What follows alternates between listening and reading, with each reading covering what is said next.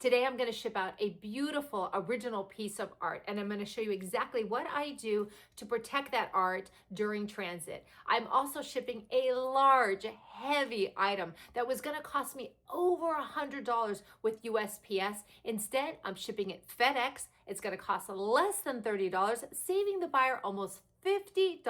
I'm going to walk you through the whole thing and show you exactly what I did. I got a request to show you how I ship out my art. So I just sold this fabulous painting. Look how beautiful it is.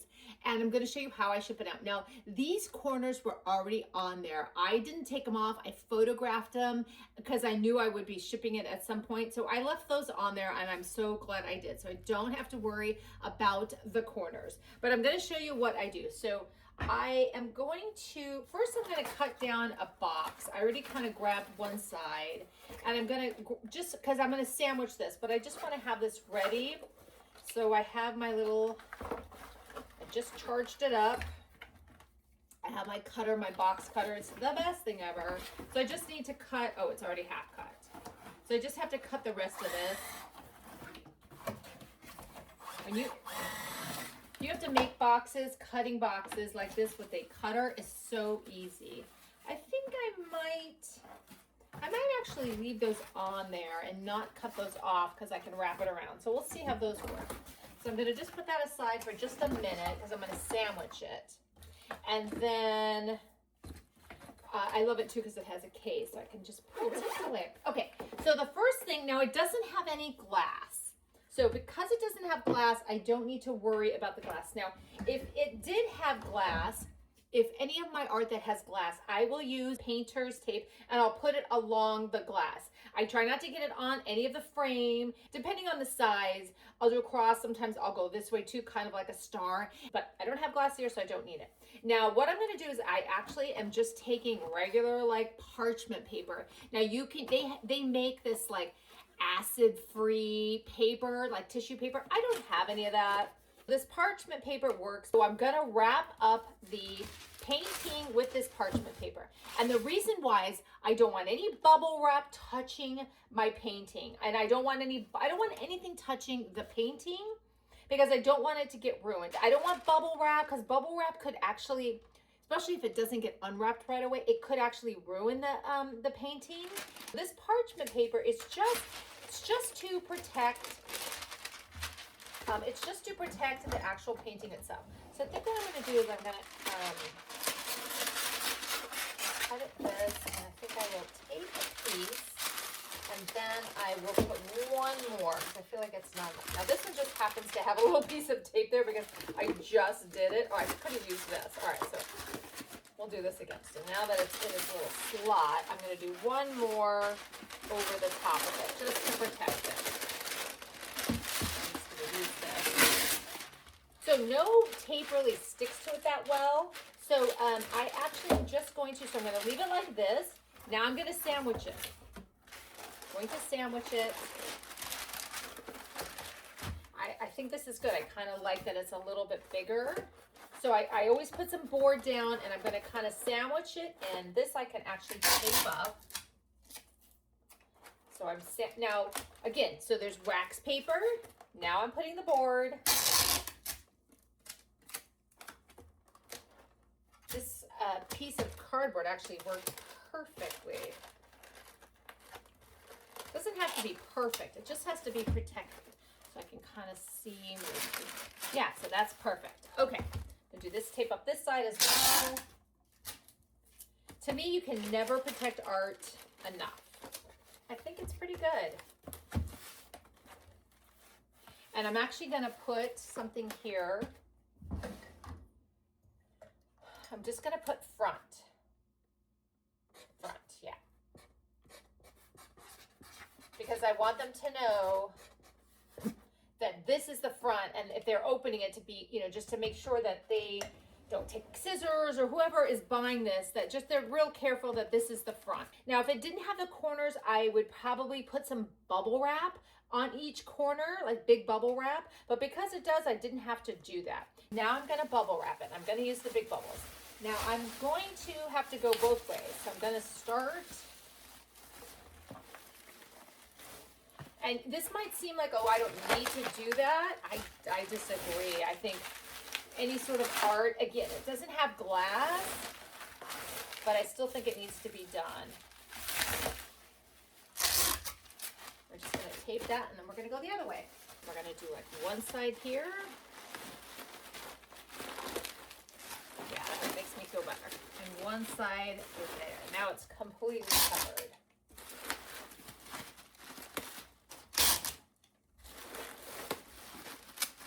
Then I'm gonna tape up the sides, and then this also helps with the corners.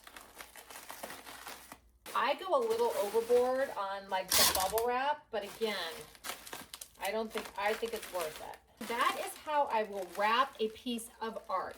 Now I will show you the box. This buyer bought 2 items, so I'm putting 2 items in the box. So I will show you how I'm gonna do that. I found a box. I've already put this weird stuff that I like have. It's like some sort of cut up cardboard. So I actually put it in here because it's pretty secure and I like that. So this is ready to go. I've already put that down. This way. And it fits perfectly. Now I have a colander that she also purchased that needs to go in there. So I think I'm gonna do a little bit of bubble wrap in here before I actually put this down. Just wanna make sure, like just a little bit more bubble wrap to protect it from anything else. I think that's pretty good. I feel pretty good. Actually, I think what I actually might do, yeah, I think that's good. Maybe I'll do that. Yeah, that makes me feel better.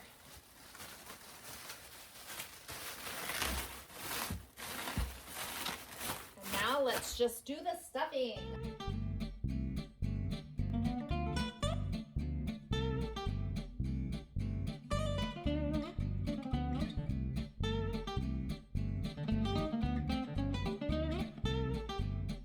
I don't have stickers. I bought some. They were too small. I just haven't bought new ones. I will just mark fragile. It's not glass, but it's art. And to me, art is fragile. And I also want to make sure some of the boxes will come with a arrow, like some sides, but I will put arrows on all the sides.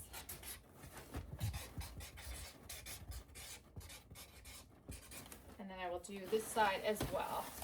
Do a thank you card and a postcard, and it's going to go in, and that's it. It's ready to go. So that is how I ship art. We are going to ship this huge vanity shaving mirror. It's large, it's heavy, it's got a mirror. I don't love shipping mirrors. I don't really buy a lot of them. In fact, I just bought one, which is crazy. So I am actually going to use painter's tape. I always have painter's tape, and what I'm going to do is I'm just putting it on the mirror. So this doesn't stop the mirror from breaking. It's not going to stop the mirror from breaking necessarily, but should it break in transit, it's not going to shatter and ruin the piece. So that's really what it's doing. It's protecting the rest of the piece, so that should the mirror break, should somehow the mirror break, then this will at least stop it from getting shards all over the package. So I always put painter's tape because it's such a, I don't like to get it on the actual piece, on the wood, just the mirror part. And I'm actually going to make a star pattern. So I do this with all of my art as well. I will put this on any of the glass. So not just mirror, but glass as well. Okay, so this is my little star pattern. That is step 1. Step 2 is, let's see if we can, in fact, I might, I want to protect the mirror. So I think I'm going to bubble wrap this part first, and then we'll worry about this part second. So let's get my bubble wrap. I'm going to actually lay this down so I can just wrap the mirror. Yeah. And I'm gonna have to probably, now I don't want to, because of the wood, I don't want to like put some tape around it just to keep the mirror in place, because I don't want the tape to ruin it. So I'm actually just going to use bubble wrap and my tape. So I'm gonna just grab, and I always use big bubbles facing the item, not out, facing in. I've already done a couple of layers of the large bubble wrap, as you can see. Now I don't think it's enough, but I'm gonna tape these corners. It has these little finials here. Let me just show you. So it has these like little finials. Now, if this was a mirror that had like edges, I would probably tape, not probably, I'd tape the corners. But I think that this bubble wrap here in the ends is gonna be just enough to sort of protect those finials. But I don't think it's still enough for the mirror. So I'm just gonna tape the finials now. And then I'm going to add a little bit more bubble wrap. To me, you can never have enough. And I do not want this piece breaking in transit.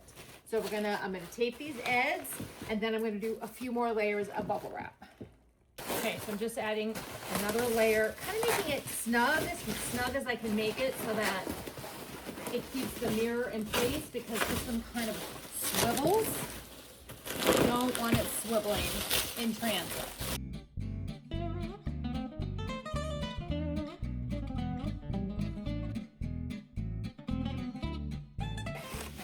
Done. I'm going to tuck this.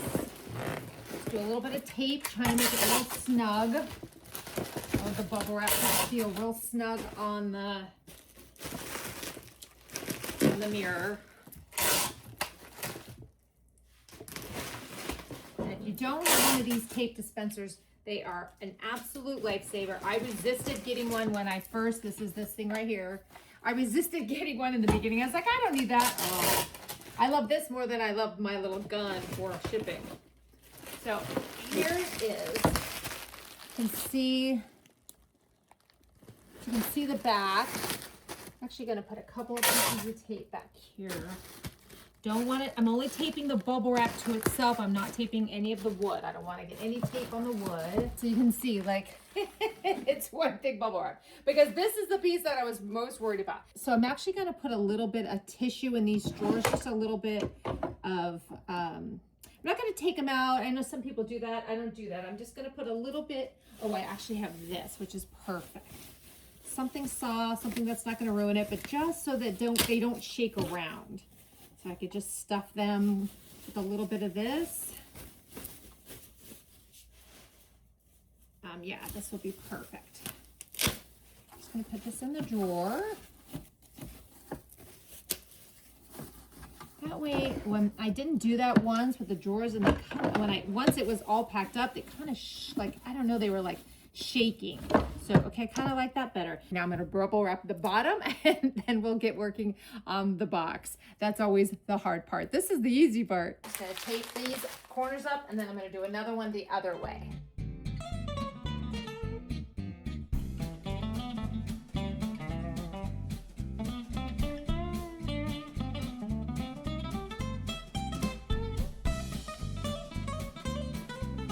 I'm going to tape this up and tape the back, and then we're going to start to figure out a box. Oh, let's hope it fits. I have a box. We'll see if it works. Here is the box I picked out. As you can see, length, fabulous. Width, perfect. Height, not so great. But I could try to make this box work, because I could make it not so, I can make it taller. I don't know. I really like this size box a lot. So what I'm actually gonna do, God, it fits so good, except for this height. Even if I didn't have bubble wrap, it would still be an issue. I picked a new box. I like this one better. It goes on its side, so I can stuff back here, and I can stuff it in here. The only problem, this is gonna cost me a little bit more. Buyer paid about 80, this is gonna be about 98. Just gonna grab some extra bubble wrap to put on the bottom.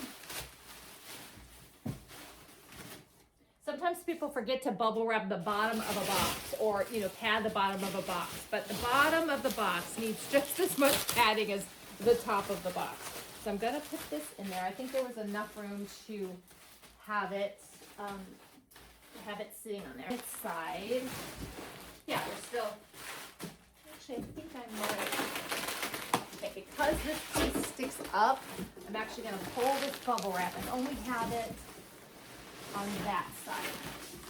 Yeah, that makes more sense. And I'm gonna bubble wrap this all of this area here. And I have lots of when I get boxes, I get a lot of extra bubble wrap that they give me. So I'm gonna use all of that for the padding.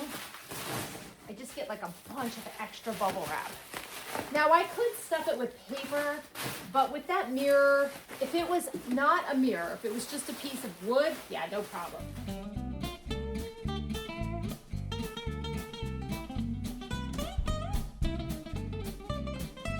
Sometimes when I get boxes too, I get these kind of foam things, and I usually will keep them. I might use it for this one. Yes, look at that. So always keep these little extra things. You never know when you're going to need them. I think I have another one over there. Love that. I found a few more of those pieces. So I might actually stick that right there. Stick this here. Okay, feeling pretty good about this piece. I think it's really wrapped up. I forgot I had these. I cut that snug. I'm thinking it's as snug as it can be. Now the moment of truth is we're gonna weigh it. And hopefully it's not so heavy that I'm gonna have to pay even more. It says 16.8 pounds. I have it in its box. It's ready to go. It's larger than what the buyer paid. Now I'm going to screenshot this because I need you to see what the differences in amount. So now I have it selected as USPS ground and ground advantage. So it includes the $100 insurance, but I have to add more because I sold it for $150. The ground shipping is $142. Now, if I select UPS for the same size, weight of the box, plus the extra shipping, it's $45.45. Now I'm gonna try FedEx. It is $28.29. So I just sent a message to the buyer asking if she's okay if I ship the package via FedEx. I always want to check with the buyer since the buyer paid and agreed to the United States Postal Service. I just want to make sure they're okay with FedEx. Most people are. So I already sent out a message. She said, yes, great. Thank you so much.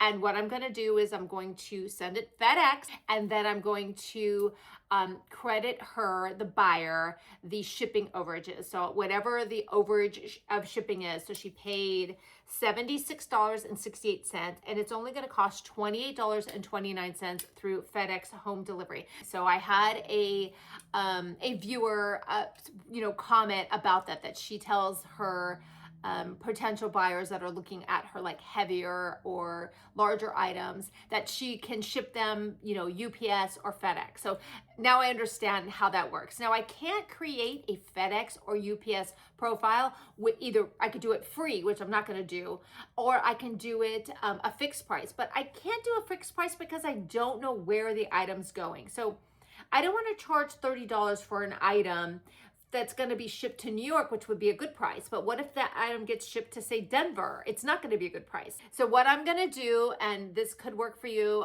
was the advice I got, so thank you so much, is on those items that are heavy and are big, that are going to cost $100 on UPS, I'm going to let them know. I can also ship FedEx and UPS. Let me know and I can get you a price, because if a buyer reaches out, now I have their zip code, I can calculate it for them. Until I know where it's going, it's hard to do a fixed price. I wasn't sure what I was gonna do for this Monday's video, and I'm so glad that that item sold and I was able to, go through this process for me just as much for you, because I say this all the time, shipping is tricky. It is a trial and error. If you're just starting out, you're gonna make mistakes. I made many, I'm still making them. I've already made them. I can't believe I wasn't checking UPS and FedEx each time. I just didn't know. So when you are shipping large and heavy items, make sure you check. So when you go to, I still have my screen open. When you go to your, your orders, you're gonna go to your shipping out, you're ready to do your label, you put your measurements in. Under delivery services, USPS is automatically selected. Right next to it is FedEx and then UPS. Check the other ones when you're shipping large items. I'm gonna start checking it all the time. I really wanna become very versed in the different prices. I feel pretty good about USPS. I feel pretty good about, I kind of know what things are going to cost. And I knew this item was going to be big and heavy. And I try to guess high and I always guess a little bit low. The box was much bigger than I had planned on. I would just start trying that out. The next item you ship out, just check. click the FedEx, see what it costs. Click the UPS, see what it costs. And then you're going to start to see which one is cheaper. Now, I just did that. FedEx won by a landslide. Forget USPS. It was $100. I would have been out $25+ to ship an item, and the buyer already paid $76. So forget that. When FedEx is going to ship for $28, done. So I hope these videos are helpful. Now you know how I ship art and how I ship a large item. We both learned about FedEx and UPS and how it works. Some of you already did because I did have a viewer. Thank you so much. Here is my link. This is for everything else but boxes. So my box cutter, my tape dispensers, it's all of that. Now I don't buy I do buy bubble wrap, but I buy it from like a local guy. So you got to find, bubble wrap. I'm not even sure where you would buy bubble wrap. I saw it on Facebook. I get it from him. Now I only get it from him, and I buy my paper too, my wrapping paper. But when you get recycle boxes, they're always filled with paper and bubble wrap too. But reach out on Facebook and see if there's anybody out there that supplies bubble wrap. If anybody gets bubble wrap somewhere else, like feel free to put it in the comments because I don't know. I've had a local guy that I get it from, and I don't know where else people get it from. So please, I will pin that to the top. And thanks so much for being here. I will be back next Monday. I have all the tools I need for my framing video. I have been picking up and thrifting frames. I went garage selling today. Oh my gosh, it's hard. I feel like I was up so early garage selling that I feels like it was yesterday. And then my daughter and I went and did puppy yoga. Oh my gosh, the cutest multi-poo puppies. Oh my gosh, they were so cute. How do you do yoga when they're running around? It was so darn cute. And then I made her go to an estate sale right after because it was right near it. But so I've been thrifting frames. I have a bunch. I'm feeling pretty good. I'm gonna do that before Tuesday. So I think Monday, when this video comes out, I'm going to maybe on Tuesday, which is senior day, I'm gonna try to hit maybe Savers, couple of thrift stores just to see if I need any other frames, but I'm feeling pretty good. And so hopefully I keep promising it. I know I keep promising, but I promise it's going to get out. And then Thursday are always my thrifting videos. I've been thrifting a lot. I could see my dining room table is covered, and all the stuff that I got from the garage sale this morning is still in my car. I don't even want to get it out because where am I going to put it? So that's what I'm going to be doing most of tomorrow, is editing this video and getting all of this stuff listed. But I will be back next Monday with another Reseller Life video. These are coming to you every Monday. Thanks so much I love the comments. I keep saying that, but I really do. It's been really fun. Thanks. And again, we'll see you next time. Bye. Bye from ground zero. Bye from the floor. Bye.